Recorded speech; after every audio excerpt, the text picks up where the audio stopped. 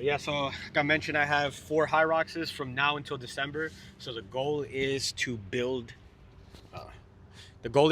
up to these races. So today I'm gonna find out where my fitness is at, and then we build from here. So the goal is to go out there, push really hard, and just sit in it, and just try not to die.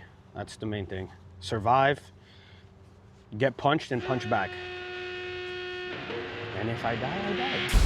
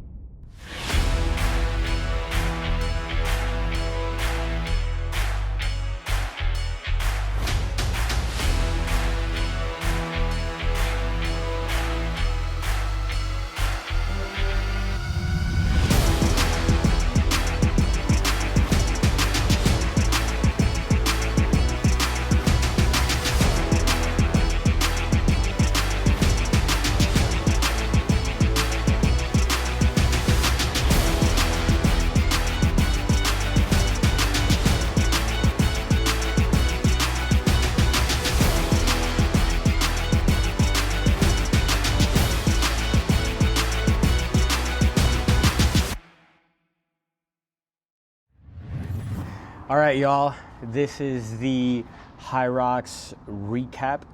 I typically wait a couple days before I end up doing a recap, just so I can fully allow myself to digest the race. And usually like right after, there's just so much adrenaline that I really can't like process things. And then once a couple days goes by, I can kind of just sit down with my thoughts, and then I can kind of like break down exactly how I performed and obviously my takeaways. So first off, I was very pleased with how the race went. Although I didn't have a PR by any means, I actually ran 6 minutes slower than my previous race. Overall, it was the first time that I've ever done a HYROX race where I felt in control. And I think that was like the most important part. And also, one of the main things that I wanted to focus on in this race was the sleds. It's been a huge weakness of mine in the past where I would show up to the sleds, and even if I would move them well, it would completely eliminate my running from there on out. Like I just didn't have juice left in my legs, where I just like wasted all of my energy on the sleds, and then when it came down to running, my legs were just absolutely compromised. Where this time around, I got to the sled and the sled felt light. Like the sled push, I was like, oh wow, like I'm really starting to move this thing. I got to the sled pull and I'm like, oh shoot, like this thing is starting to glide, where usually I would go to the sled pull and I would and nothing would happen, and I'm just like panicking. Whereas this time around, I really put an emphasis this offseason on strength and putting size on. and I've put on almost 20 pounds since my last HYROX race in Miami. So just that huge jump in weight and also that jump in strength, it was able to show. And now the main purpose moving forward now is to just kind of blend all of that in together. So the main focus was get stronger, move the sleds a lot quicker, and now the goal is to blend that all together and now really start to get into like true like race fitness, which I plan on doing these next like couple months, and I'm gonna take you guys through there. Going into the race, there was really no feeling of being like nervous at all. There was like really no like nervousness. I wasn't anxious. I was very calm. Also, I think too, because like I really didn't put any pressure on myself going into this. It was like more like, hey, this is like the first race of the season. I'm just gonna kind of see where I'm at and then go from there. So in terms of like how I felt going into the race, it was just like very at ease and like very calm. Whereas in the past, I'm like, all right, I'm here to run a certain time. If I don't get this, like, I'm not gonna be pleased with my results, right? So I didn't have that. In terms of like the different stations, everything felt smooth right up until the lunges, and that's where the body started to break down a bit. It was just more of like just like the muscular demand, especially all like the pounding that my legs took by the time I got there. Since I wasn't really hitting those like specific like HYROX workouts, it really started to take a toll on me. And then I got to the wall balls, and that was just the freaking nail in the coffin, man. That one just took me out. But at the same time, like, I was just grinding and just putting my head down. I'm like, all right, just get through this. Like, I know what I need to work on. It's time to get back to training. And that's all I was thinking about. Where when I got to the wall balls, I was like, all right, just break these down however I need to and regroup, get back out here, and then crush the next race. In terms of like which segment I felt the strongest in, it was actually like the running. The running's kind of been my strong suit when it comes to HYROX, and that's usually where I feel like I can recover, get my heart rate down, and kind of just like stay in control. So whenever I got an opportunity to run, it was just like a good time to kind of like, all right, let me loosen the legs up a little bit, let me get my bearings, and let me lock back in, and then let me get prepared now for the next station. So that's always like a good feeling where you get done with a station and you're like, all right, I get to go now to like my strong suit. Whereas for some people getting into HYROX, their weakness is running. So when they go into it, they smash all these stations and then they get out on the runs and then they're just suffering even more. So it just turns into an absolute sufferfest, which I highly recommend if you're gonna do a HYROX. Like 60% of it is running. Work on your running. Don't show up and just hammer the sleds, hammer the stations, and just expect you're gonna do well if your running isn't at a high level. During the race, nothing really like surprised me. I feel like if anything, what surprised me was how easily the sleds moved, which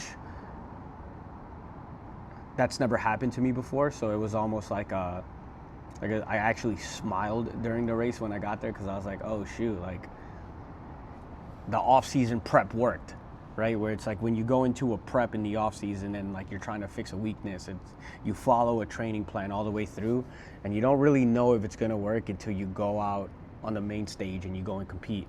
So like being able to go out and compete, and then seeing all the work that I put in the off season like paid off. It was just like, all right, I'm on to something. I'm getting closer, one day at a time. In terms of like fueling and nutrition, it gets a little tricky with HYROX, especially because the HYROX Pro, we didn't go off until 6:30, 6:40 at night, and I usually am in bed at that time. I rarely train past 5 p.m. So that was an adjustment, but I'm more of a wake up in the morning, have my morning breakfast and just get right after it, whereas I had to now eat 3 to 4 meals prior to racing HYROX. So in terms of kind of nutrition, just like really just stayed on top of carbs, right? Not try to have too many fats. Had some protein in there, but just really focused on carbs and not showing up too full, but also not showing up too light. So it was kind of tricky. But during the race, all I had was one Go Gel, and it was during the row, and that was it, and that was enough to get me through, which that's the one thing that I'm gonna start playing with this prep, is kind of figuring out what fueling looks like during these bigger workouts and see what works and what doesn't.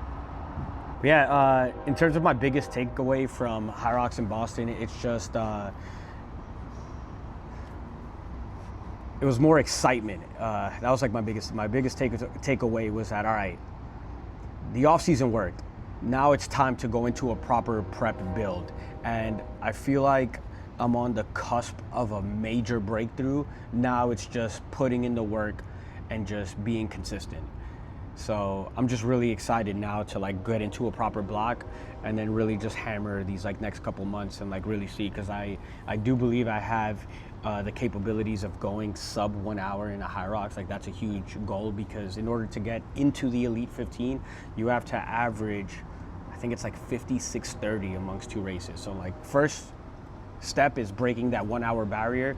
The next step is then having 2 races average out to 56 minutes and 30 seconds to then get into the Elite 15, which by no means is an easy goal. Like it's going to be a long journey, and you guys get to be here for all of it, which I'm not sure how long this is going to take. It can probably take a year. It can probably take 2-3 years, or I'll be a grandfather still signing up for HYROX and still trying to get in. Like who knows how long. I just know that this is the goal that I'm committing to, and I am going to continue to move forward and chase this thing until I get there. In terms of like what my strategy is going to be like in the next HYROX that I'm going to hit in Dallas, it's pretty much going to be now to hammer. Whereas this race was more of I had the car on cruise control the entire time, and I never really floored the gas just because I knew I wasn't in race shape and I knew I was riding a fine line. Whereas this time, now I'm going to go out there and I'm going to race. I'm going to be more aggressive up front. I'm going to be more aggressive on the runs.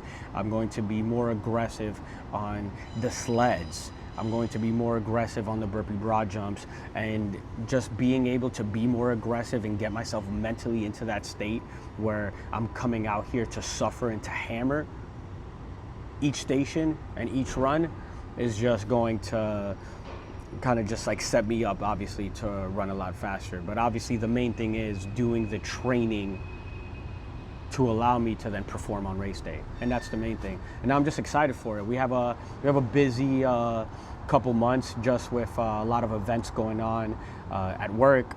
A lot of my friends are racing, and I'm also coaching them. So we have a last man standing race that's actually happening later this weekend, where I'm coaching 5 people to go out there for either 100, 200, potentially 300 miles.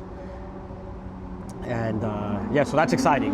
So now, all right, we get it, dude. We freaking get it.